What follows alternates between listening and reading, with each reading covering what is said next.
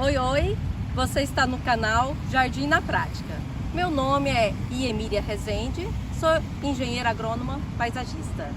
E nós vamos começar uma série falando sobre forração. O que é uma forração? Forração é tudo aquilo que forra alguma coisa. E nessa série nós estaremos falando sobre a forração do seu jardim. A forração do canteiro do seu jardim.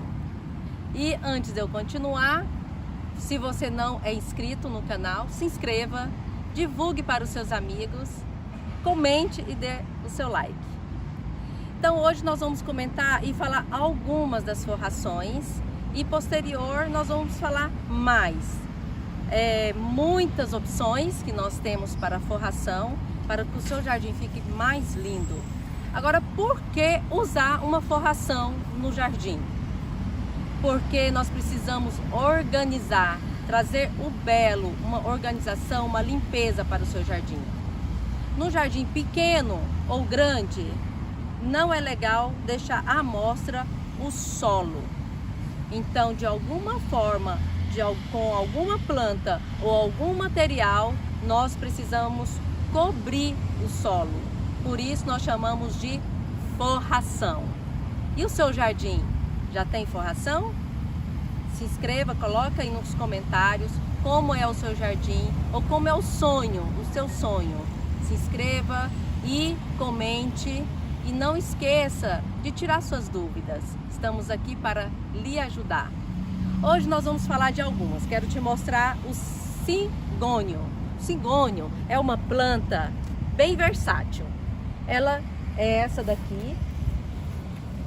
A folha dela tem um verde rajado misturado com verde claro, com verde escuro. Existem algumas outras variedades de cigônio, mas hoje nós vamos falar sobre essa daqui, porque ela serve a uma planta rústica, não deixando ela secar demais, sem irrigação, sem uma rega, mas ela é bem resistente. E ela adapta bem em meia sombra, e no sol ela sente um pouco. Então pensa nela um pouco mais em lugares sombreados. Ela serve para grandes canteiros ou também ela serve para forrar o teu vaso. O vaso que fica dentro da sua casa, o apartamento ou na sua área. O que ela vai fazer? Ela vai forrar o teu vaso e ainda vai dar escaimento. Em canteiros perto de árvores, o que acontece com ela? Nas árvores ela vai dar essa subida, ela vai subir, formando esse verde no tronco da árvore. Então, como é que eu vou plantar o cigônio? Vou adquirir as mudas no viveiros, ou na floricultura, ou eu também posso fazer essas mudas. Tenha sempre com você, de alguma forma ou de outra, sempre, que tal? Um canivete.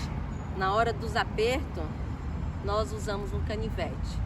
Então, se você está caminhando, você quer fazer as mudas, você pode pedir para alguém, você tem um canteiro enorme, você vai ter que adquirir porque vai ser muitas mudas. Porque você vai plantar, se for as mudas pequenas, um espaçamento de 30 por 30, porque logo ela vai alastrar. Então essa sensação de alastramento, ela faz. Mas como que você vai adquirir a muda? Você vai fazer as mudas. O cigônio, ela tem esses enraizamentos. Olha só. Aqui, só nessa daqui eu posso fazer só ela uma muda, ou eu posso ainda até dividir ela em duas, fazer duas mudas dela. Então ela é muito fácil de multiplicação e de plantio. Ela é muito difícil de perder. Dificilmente você perde uma muda de cigônio, porque ela já está enraizada. Então, se você quiser até diminuir aqui, usar toda essa raiz, você pode. Mas se você quiser dar uma cortadinha nela na hora do plantio, você usa. Aí usa bastante matéria orgânica, um solo rico em matéria orgânica, uma adubação bem equilibrada, para suas plantas sempre ficar saudáveis. E não esqueça da rega. E nós temos outras opções. Uma outra opção bem legal de forração, nós vamos falar um pouquinho de uma forração que está muito em alta, que é a grama amendoim. A grama amendoim, a diferença do cingônio é que ela sempre vai ficar baixinha. Todas essas duas, tanto o cingônio como a grama amendoim, ela não resiste a pisoteios. Então ela não é um canteiro que você vai ter como ter um pisoteio de crianças ou um parque, é um lugar que você vai apenas forrar e trazer esse verde para o seu jardim. Agora, o que é interessante na grama amendoim? Você pode adquirir as mudinhas também do Bet. Você pode encomendar as mudinhas também só enraizadas. Ou você também pode fazer as suas próprias mudas se quiser. Como que é que faz a muda do amendoim, da grama amendoim? Também a mesma coisa. Ela também enraiza. Olha só. Você também consegue tirar as plantas aqui, puxando aqui. Então você pode fazer essas mudinhas. Você pegou aqui, você faz a mudinha. Você pode fazer antes de ir para o local definitivo, para esperar ela enraizar. Então as raízes vão sair aqui desses nós. Aqui tem algumas que já está bem enraizadinha, bem pequenininho, mas é uma opção para você. Então essas daqui também você vai plantar de muda em muda. Coloca palmo por palmo, cada mudinha em um palmo, e ela vai alastrar e fazer todo esse fechamento. Lembre, a grama amendoim não é o mesmo amendoim que a gente come, que a gente compra no supermercado. Porém, tem algo interessante. Ela, quando é época de floração, agora ela não está tão florida, ela está apenas no verde. Mas a flor da grama amendoim é extraordinária, é muito delicada, é um amarelo. Olha só, você imagina quando está todo ele forrado de florzinha, como fica lindo. Olha só. E você sabia que a flor de amendoim, a flor da grama amendoim, ela é comestível? Olha só que lindeza. Super delicada, dá uma coloração no teu jardim e ela é super resistente, essa grama amendoim. Só não é resistente ao pisoteio. E também não esquecendo das regas, das adubações. Então, se você quer colocar, se você tem sua graminha amendoim na sua casa, você quer enfeitar um prato de verdura, ou você quer apenas colocar para alterar um pouquinho o sabor, ela é comestível. Vamos testar? Tem um sabor de amendoim cru, sem ser torrado. Não sei se você conhece, se você já sentiu o sabor do amendoim cru. É o mesmo sabor. Então serve para você colocar na sua salada, na sua comida, ou você brincar com as crianças para elas experimentarem. Essa pode, tá? E a outra opção hoje que nós vamos falar para vocês é algo que não é planta, mas ela serve como forração, que é a brita. Então a brita, aqui nesse momento, ela serviu também como forração. Então qual é o aspecto dela? Qual a finalidade da brita? É realmente trazer a limpeza e valorizar as plantas. Então nesse aspecto aqui nós temos a brita para poder servir como forração. Não é planta, é minério, é pedras.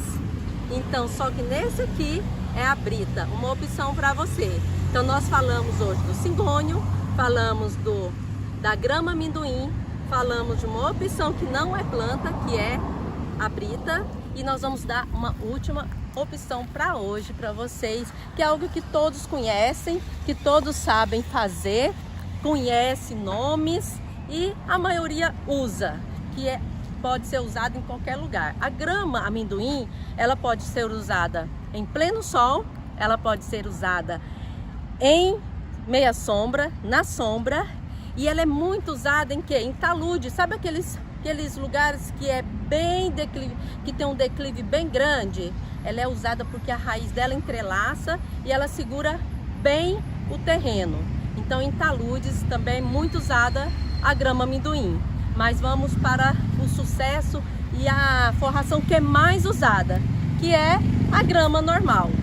Nós temos aqui a grama normal, essa aqui é a grama esmeralda. A grama esmeralda é uma das gramas mais resistentes que tem. Essa sim, aguenta pisoteio, ela é ideal para sol, ela só não suporta sombra excessiva. Uma sombra no decorrer do dia não tem problema, mas se for muita sombra, ela vai ficando ralinha, ralinha, ralinha até morrer. E aí como é que você faz? Você vai plantar ela como? Tem várias opções de plantar gramas. E a grama tem vários tipos de grama também. Essa que eu estou mostrando aqui é a grama esmeralda. Existe a grama batatais, a grama agostinho. Então vai depender do seu jardim, do tamanho do seu jardim. Agora a questão da grama é que ela requer podas, a maquininha para podar. Então, se você, a grama amendoim que nós acabamos de mostrar ali, ela não requer o aparelho de poda. Simplesmente você fazer o contorno dos seus canteiros para ficar um acabamento bacana. De vez em quando tem que cortar a grama amendoim na calçada, nos caminhos, porque ela enrama. Então ela vai invadindo o teu caminho. E para ficar um jardim organizado, você vem e poda as laterais. Agora, a grama esmeralda, a grama batatais, a grama agostinho, tem pouca poda a grama agostinho. Mas a grama esmeralda, na época de chuva, o ideal é podar entre de 20 em 20 dias, mais ou menos. Para você ter uma grama bem bonita o tempo todo. E não esquecer da adubação. Adubação também, pelo menos 3 vezes por ano, a sua grama normal precisa ser adubada. E as regas constantes também. Agora, como eu vou plantar essa grama? Como é que é vendido? Ela é vendida também em semente.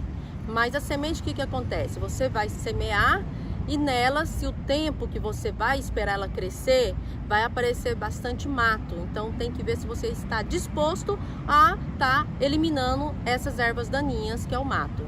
Outra forma é você adquirir os tapetes. Os tapetes são vendidos, né? Mais ou menos de 50 centímetros por 60, depende muito da região onde você está.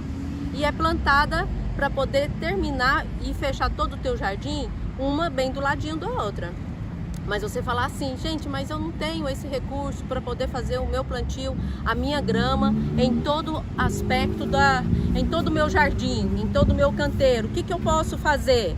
Você pode comprar ou adquirir ou conseguir pedaços da grama e fazer mudinhas. Você vai cortar em quadradinho ou em pedaços menores e plantar elas de palmo em palmo, a distância mais ou menos de palmo em palmo, cruzados, e vai eliminando os matos, vai tirando os matos no decorrer do tempo e em 6 meses ou 1 ano ela vai estar toda fechadinha. Então hoje nós estamos aqui com essas 4 dicas para você. O cingônio como forração, a grama amendoim como a segunda opção, que tem flores amareladas. Nós falamos sobre a brita e nós falamos sobre a grama esmeralda. Aproveite as dicas e faça o seu sonho acontecer.